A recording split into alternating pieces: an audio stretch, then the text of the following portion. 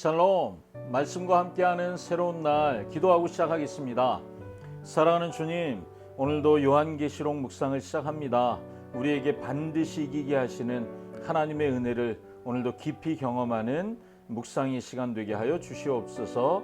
예수님의 이름으로 기도합니다. 아멘. 아멘. 오늘 본문의 말씀은 요한계시록 16장 12절부터 21절까지 말씀입니다. 이제 요한계시록이 결론을 향해 가기 시작하거든요. 오늘은 어떤 말씀인지 함께 듣고 오겠습니다.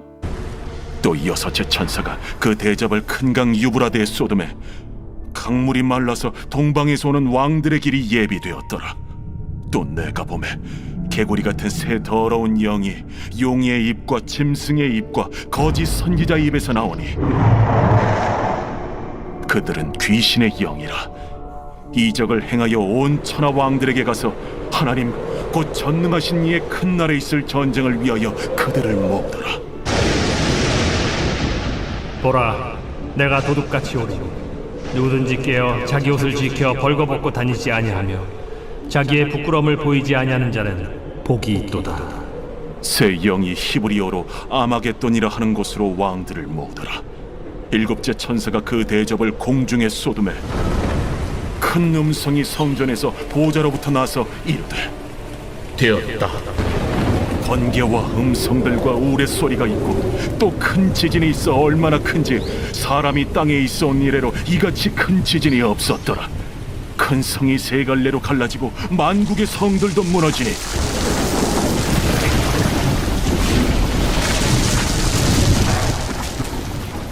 큰 성 바벨론이 하나님 앞에 기억하신 바 되어 그의 맹렬한 진노의 포도주 잔을 받으매 각 섬도 없어지고 산악도 간대하였다. 또 무게가 한 달란트나 되는 큰 우박이 하늘로부터 사람들에게 내리매 사람들이 그 우박의 재앙 때문에 하나님을 비방하니 그 재앙이 심히 크미더라.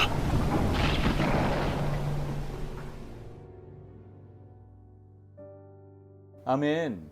오늘 본문의 이야기는 이제 그 일곱 대접의 재앙이 끝을 향해 가는 그런 부분이죠. 사탄은 마지막 아마겟돈 전쟁을 준비합니다. 그렇지만 이건 이길 수 없는 싸움을 시작할 뿐인 것이죠. 이 아마겟돈이란 말은요, 히브리어로 하르마겟돈, 무기또의 산, 이런 뜻입니다. 무기또는 구약에서 전쟁과 심판의 장소로 등장합니다. 지금도 이스라엘에 가면 무기또 평원이 있거든요.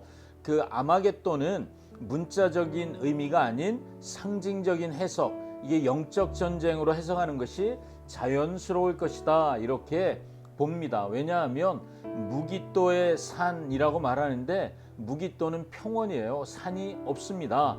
하나님께서 만국을 모아 심판하실 것이라는 예언, 구약의 예언에서 여러 번 이 아마겟돈 무기또가 등장하곤 합니다. 자, 그런데 본문을 보니까 거짓 선지자의 입에서 더러운 영 셋이 나왔어요. 그리고 천하의 왕들을 다 모아서 마지막 전쟁, 우리가 살펴봤던 그 아마겟돈 전쟁을 준비하는데요. 여러분, 전쟁을 준비할 때 마음이 뭘까요? 이길 생각으로 전쟁을 준비하겠죠. 하지만 전능하신 하나님과의 전쟁은 이기겠다는 것, 이게 무모한 선택일 뿐인 거잖아요. 결국 그들은 심판을 당할 것이고 고통 가운데 있던 교회는 승리를 얻게 될 것입니다. 하늘로부터 내려오는 그 마지막 재앙, 거대한 우박이 떨어지는 것을 경험한 이 원수들은 마지막까지, 그 마지막 순간까지 하나님을 비방합니다. 이것이 그들에게 임하는 심판이 마땅한 것이구나 하는 것을 생각하게 해주는 그런 장면입니다. 오늘 묵상하면서 우리가 이런 걸 주목해 보시면 어떨까요? 성도는 깨어 있어야 한다라는 거죠. 전쟁의 날입니다. 이 날에 우리가 할 일을 15절은 이렇게 말씀하고 있어요. 보라, 내가 도둑같이 올 것이다. 여러분, 이게 현재형이에요. 지금 오고 있다는 거예요. 여러분, 우리 예수님은 도둑같이 지금 오고 계십니다. 이미 시작됐어요. 누구든지 벌거벗고 다니지 않고 자기의 부끄러움을 보이지 않도록, 이게 목적이죠. 벌거벗고 다니지 않고 자기 부끄러움 보이지 않는 것, 그래서 어떻게 하라고요? 깨어서 자기 옷을 지키는 자, 그런 사람이 복이 있다. 15절이 말하잖아요. 여러분, 성도는 어때야 돼요? 깨어 있어야 합니다. 깨어 있는다는 것은 사탄의 세력은 거짓 선지자들이잖아요. 온갖 거짓말로 하나님을 대적하도록 만드는 존재들이죠. 옷을 지킨다는 건 뭘까요? 벗은 몸은 수치를 의미하잖아요. 특별히 벗은 몸은 음행을 의미합니다. 여기서는 우상을 숭배하는 것, 하나님만 예배하지 않고 우상을 숭배하는 것, 이것을 음행이라고 표현합니다. 그러므로 옷을 지킨다, 이 말은 성도가 믿음을 지킨다, 이런 의미라고 설명할 수 있습니다. 비슷한 예로 이때 당시에 1세기에 성전을 지키는 파수꾼들이요, 경비병으로 있는데 경비하다가 잠이 들잖아요. 그러면 그들의 옷을 빼앗아서 불태워 버렸답니다. 우리는 수치를 당하지 않기 위해서 늘 깨어있는 사람이 되어야 합니다.